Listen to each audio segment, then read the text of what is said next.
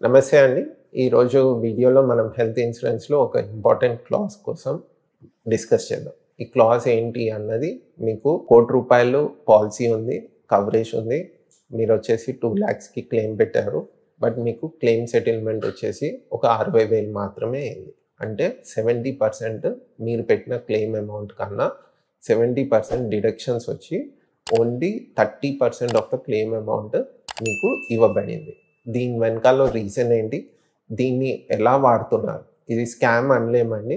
ఎందుకు అంటే ఇది ఒఫిషియల్‌గా ఇన్సూరెన్స్ కంపెనీ మీ క్లెయిమ్‌లో 70% అమౌంట్ డిడక్ట్ చేసే శక్తి వాళ్ళకి ఉంది. ఆ శక్తి ఇచ్చింది కూడా రెగ్యులేటరీ అథారిటీ ఏదైతే ఉందో, ఐఆర్‌డీఏ ఏదైతే ఉందో ఆ క్లాజ్‌ని ఇచ్చింది. ఆ క్లాజ్ ఒక డీటెయిల్స్ తెలుసుకునే ముందు నా పేరు అభిషేక్ అండి. అండ్ నేను లాస్ట్ 2-3 ఇయర్స్ నుంచి ఫైనాన్షియల్ ప్లానింగ్‌లో ఉన్నాను. సో మీకు ఎటువంటి ఫైనాన్షియల్ అడ్వైస్ కావాలన్నా మీరు కన్సల్ట్ అవ్వాలి అనుకుంటే నా నెంబర్ని కాంటాక్ట్ చేయొచ్చు. So coming to the clause. ఏంటి ఆ క్లాజ్?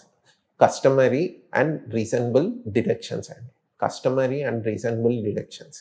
ఈ క్లాజ్ ఒక్కటి మీకు ప్రతి ఇన్సూరెన్స్ కంపెనీ మీకు అగెయిన్స్ట్‌గా వాడుకునే అవకాశం ఉంటుంది. ఇది ఎప్పుడు వాడతారంటే చిన్న చిన్న ట్రీట్మెంట్స్‌కి, హెర్నియా కావచ్చు, రకరకాల ట్రీట్మెంట్స్ ఉన్నాయి. ఇప్పుడు డే కేర్ ట్రీట్మెంట్స్ మీరు వితిన్ 1 డే, 1.5 డేలో మీకు డిశ్చార్జ్ అయ్యే ట్రీట్మెంట్స్ కోసం చెప్తున్నారు. ఈ ట్రీట్మెంట్స్‌లో చాలా వరకు మనకి మెడికల్‌గా గవర్నమెంట్ ఫిక్స్డ్ ప్రైస్ అని దేనికి పెట్టలేదండి.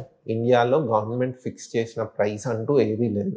ఈ ట్రీట్మెంట్ అయితే ఇంతే ప్రైస్ తీసుకోవాలని ఎక్కడా రాసి పెట్టలేదు. ఇండియన్ గవర్నమెంట్ అలాంటి రూల్స్ ఏం పెట్టలేదు హాస్పిటల్స్‌కి. సో హాస్పిటల్స్ ఏం చేస్తాయంటే నేను మీకు ఒక ఆపరేషన్ చేయడానికి 2,00,000 పెట్టాను.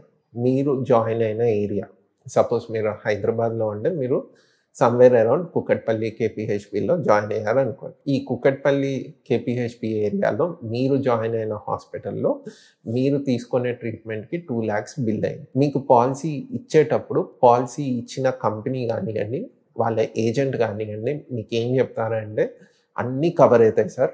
మీ మెడికల్ ఎక్స్పెండిచర్ కవర్ అవుతుంది.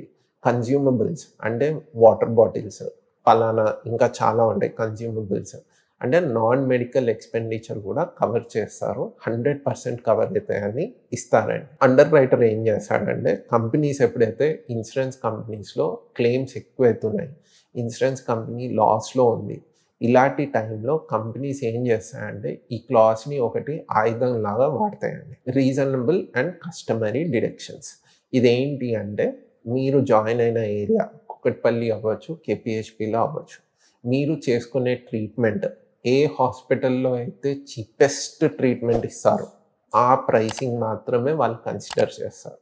సో మీరు XYZ హాస్పిటల్లో 2,00,000 గాను మీ ట్రీట్మెంట్ ఒప్పుకుంటే సమ్ ఏబీసీ హాస్పిటల్ అదే ఏరియాలో ఆ ట్రీట్మెంట్ని 60,000కి చేస్తుంది అనుకోండి, లేదు 70,000కి చేస్తుంది అనుకోండి. వీళ్ళు ఏమంటారంటే బయట ఈ ట్రీట్మెంట్ నీకు 60,000, 70,000కి దొరుకుతుంది. సో మేము క్లెయిమ్ మీకు బయట మీకు 60,000, 70,000కి ట్రీట్మెంట్ మీకు దొరుకుతుంది.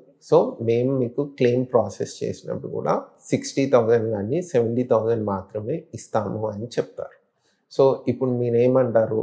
మేము ఫైల్ చేస్తాం, కేసు ఫైల్ చేస్తాము, ఓంబడ్స్మెన్కి వెళ్తాం, ఎస్కలేట్ చేస్తాం. ఇవన్నీ ఐఆర్‌డీఏ పెట్టిన క్లాజ్లో కవర్డ్ అండి. వాళ్ళు మీకు ఇంకొక బ్యాడ్ థింగ్ ఏంటంటే మీరు పాలసీ కంపెనీకి మీరు డబ్బులు కట్టినా ఆ కంపెనీ మీకు డిస్క్లోజ్ కూడా చేయదు. ఇన్ఫర్మేషన్ ఏంటి అంటే సార్ నాకు ఓకే మీరు నాకు 2,00,000 ఇవ్వలేదు, మైనస్ చేసేసారు, బట్ ఎక్కడ 60,000కి ఈ ట్రీట్మెంట్ జరుగుతుందో నాకు చెప్పండి అంటే కూడా వాళ్ళు డిస్క్లోజ్ చేసే అవసరం వాళ్ళకి లేదు. సో దీని నుంచి బయటపడే ఒకే ఒక మార్గం అండి, ఎంత తెలివివంతులైనా మీరు పాలసీ తీసుకునేటప్పుడు కంపెనీలో క్లెయిమ్ సెటిల్మెంట్ రేషియోతో పాటు కుదిరితే ఆ ఏజెంట్ని మీరే రివర్స్లో అడగండి, సార్ మీ కంపెనీలో ఎన్ని క్లెయిమ్స్లో రీజనబుల్ అండ్ కస్టమరీ డిడక్షన్స్ చేశారు అని అడిగితే మీకే తెలిసిపోతుంది. అది ఇన్ కేస్ మీకు ఎక్కువ ఉంది, చాలా కేసెస్లో చేస్తున్నారు అన్న అనుమానం కనుక మీకు వస్తే ఆ కంపెనీలో పాలసీ తీసుకోకపోవడం మంచిది. పలానా కంపెనీ బాగాలేదు, పలానా కంపెనీ బాగుంది అని చెప్పట్లేదు. అది ఏ రోజు ట్రిగర్ అవుతుందో తెలియదండి.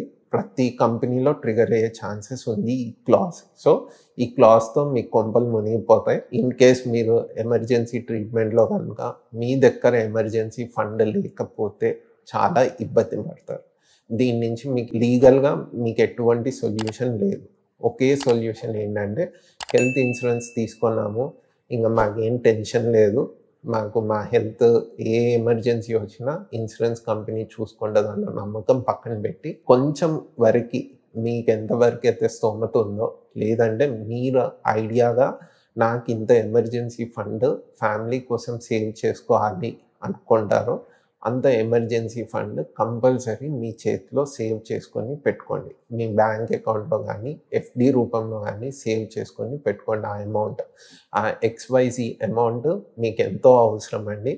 ఈ క్లాజ్ని మార్చే వరకు ఏ రోజు మారుస్తుందో మనకు తెలియదు IRDA. ఈ క్లాజ్ ఉన్న రోజులు మనకి కష్టాలు తక్కువ. సో ఇది ఇంకొక స్కామ్ లాగా చెప్పొచ్చు, లేదంటే లీగల్గా అయితే స్కామ్ కాదు. సో నెక్స్ట్ వీడియోలో మనం ఇంకా ఎక్కువ తెలుసుకుందాం. అంతవరకు థ్యాంక్ యూ.